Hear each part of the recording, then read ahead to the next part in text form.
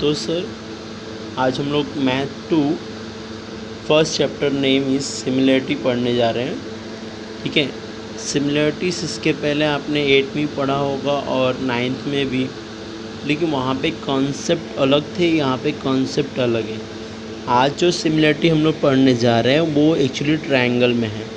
ठीक है, तो आज हम लोग सिमिलरिटी इन ट्रायंगल्स पढ़ेंगे। यहाँ पे रेशो की बात करना है। जैसे अभी आपका एक ट्रायंगल्स है, राइट, ऐसे राइट एंगल ट्रायंगल है। Okay,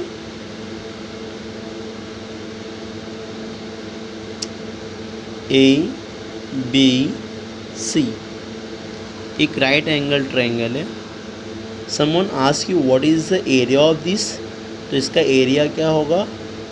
area of triangle A B C is 1/2 base into height, base into height, height, right. क्योंकि आपको पता है राइट एंगल जो ट्रायंगल्स होते हैं उनकी जो हाइट, जो उनके एरिया फाइंड आउट करने के जो फॉर्मूला है वो 1/2 बेस इंटू हाइट है। ठीक है, या अभी तक जो भी हमने ट्रायंगल्स पढ़े उसमें एरिया फाइंड आउट करने क्या है रूल? 1/2 बेस इंटू हाइट है। ठीक है, तो आज हमें रेशो पढ़ना है और सिमिलरिटीज़ दो ट्रायंगल के बीच में फाइंड आउट करनी है। ओके, ठीक है। सपोज दैट हमारे पास दो ट्रायंगल है। ठीक है, फर्स्ट वन दिस वन,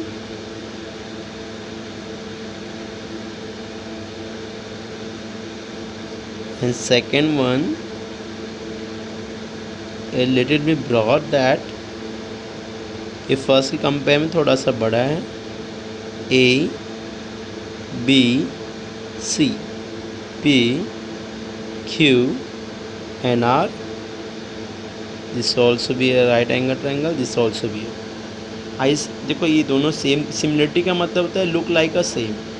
ये भी परपेंडिकुलर है, ये भी परपेंडिकुलर है, मतलब दोनों राइट एंगल ट्रायंगल है, एक जैसे ही। सिमिलरिटी मतलब look like a same but not a exact. मतलब सिमिलरिटी का मतलब होता है एक जैसा दिखाई देना लेकिन एग्जैक्ट सेम नहीं होना। ठीक है, देखो ये दूर से भी जैसे ये दिख रहा है वैसे ये दिख रहा है, लेकिन इसके लेंथ और इसके लेंथ में फ़र्क है।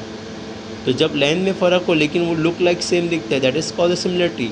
लेकिन यहाँ पे हमें ट्रायंगल के बीच में पढ़ना है। ठीक है, तो यहाँ पे फर्स्ट क्वेश्चन अगर आपको पूछता है, ठीक है, find the ratio of there areas, find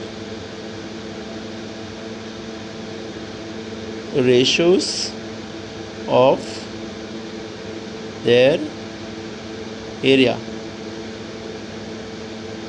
areas. मतलब यहाँ पे हमें इन दोनों जो सिमिलर जो ट्रायंगल्स हैं उनके रेशो फाइंड आउट करने, उनके एरिया के रेशो फाइंड आउट करने हैं। तो फर्स्ट वन इसके area of triangle A B C is equal to क्या होगा? 1/2 बेस क्या है? बी सी, एंड इसका हाइट क्या है? A B. ठीक है, जो परपेंडिकुलर होता है वही उसकी हाइट होती है। ठीक है ना, यहाँ पे okay. And area of triangle P Q R is equal to 1/2 base क्या है इसका? क्यू आर, जो नीचे होता है वो बेस होता है, and P Q is a height. मान लो जो बेस है, एटलीस्ट इसको ऐसे एज्यूम करो कि जो बेस है वो आप B1 ले रहे हो। ठीक है, B1, और ये जो हाइट है AB इसको आप H1 ले रहे हो। ठीक है, वैसे इधर भी 1/2 इसका जो बेस है उसको आप B2 ले रहे हो और जो हाइट है इसको H2 ले रहे हो। ठीक है, कुछ ऐसे। अब क्या करना है आपको? रेशो फाइंड आउट करना है। रेशो किसका? एरिया का। तो इन दोनों का एरिया का रेशो फाइंड आउट करना है। तो ओके, फाइंड आउट करें। Triangle A BC upon area of triangle PQR is equal to, अब इसके प्लेस पे इसकी वैल्यू ये 1/2 BC इंटू AB, ठीक है, और यहाँ पर 1/2 QR into PQ, right. 1/2 gate cancer. BC क्या है, BC इज़ अ बेस ना, तो आपने क्या माना उसको B1, ये B1 हो गया और ये आपका H1 हो गया, राइट। वैसे ये हो गया आपका B2, ये हो गया H2, क्योंकि QR क्या है, QR इसका बेस है, इसका बेस मतलब B2। तो ये दोनों सेम है क्या, नहीं है, क्योंकि ये H1 है, ये H2 सेम नहीं है, ये नहीं है। इसका मतलब क्या निकला कि जब दो सिमिलर ट्रायंगल हो, ठीक है, उनके बेस भी डिफरेंट हो, उनकी हाइट भी डिफरेंट हो, ठीक है, तो उनके एरिया का जो रेशो होता है वो डिपेंड करता है product of their base and corresponding height, right. तो area of triangle ABC upon area of triangle PQR। तो जब दो ट्रायंगल हो और उनके बेस डिफरेंट हो, उनके हाइट डिफरेंट हो, तो इनका जो रेशो होता है वो इन दोनों के मल्टीप्लाई के ऊपर डिपेंड करता है। तो product of base into height, उनके बेस और हाइट के ऊपर डिपेंड करता है। इसको आप लिखोगे कैसे, इसका सॉल्यूशन आप कैसे लिखोगे, इसमें हमें क्या मिला, the ratio of the area of two triangles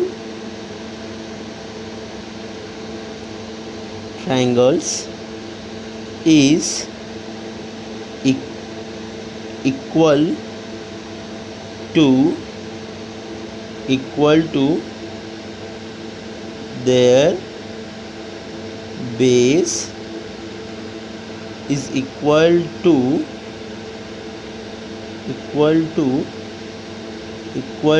the ratio of product of their base and their height, their corresponding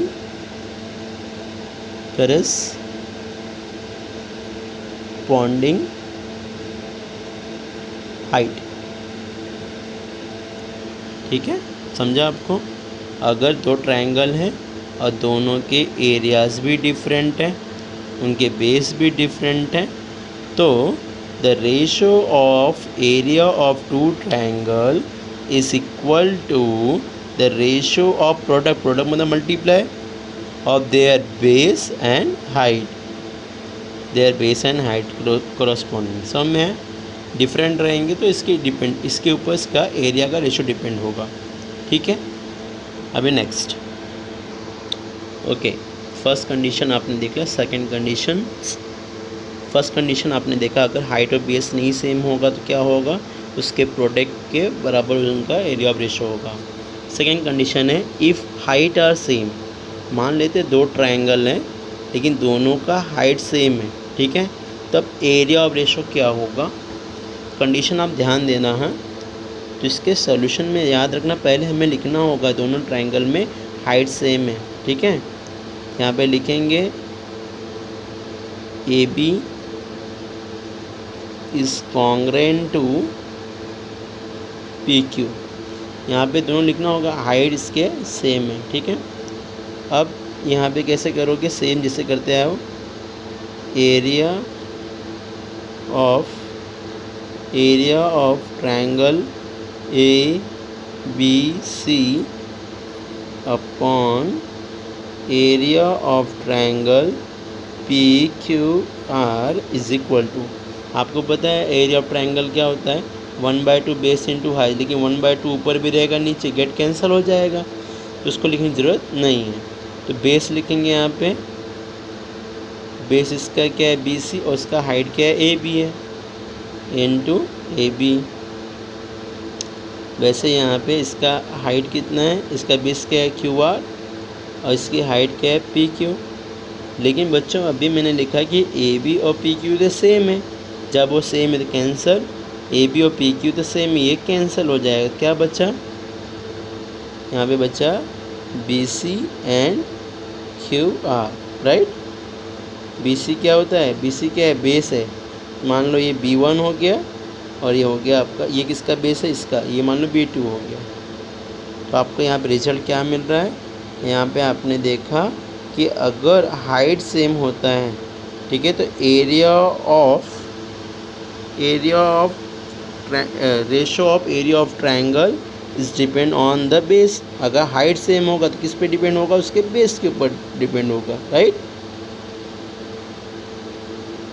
से मैंने लिखा if they have same height, if they have a same height, area of ratio is equal to the ratio of their corresponding base। Height same है तो base के ऊपर depend होगा, ठीक है। ये हमारा सेकंड कंडीशन हो गया। अभी हमारा थर्ड कंडीशन, ओके।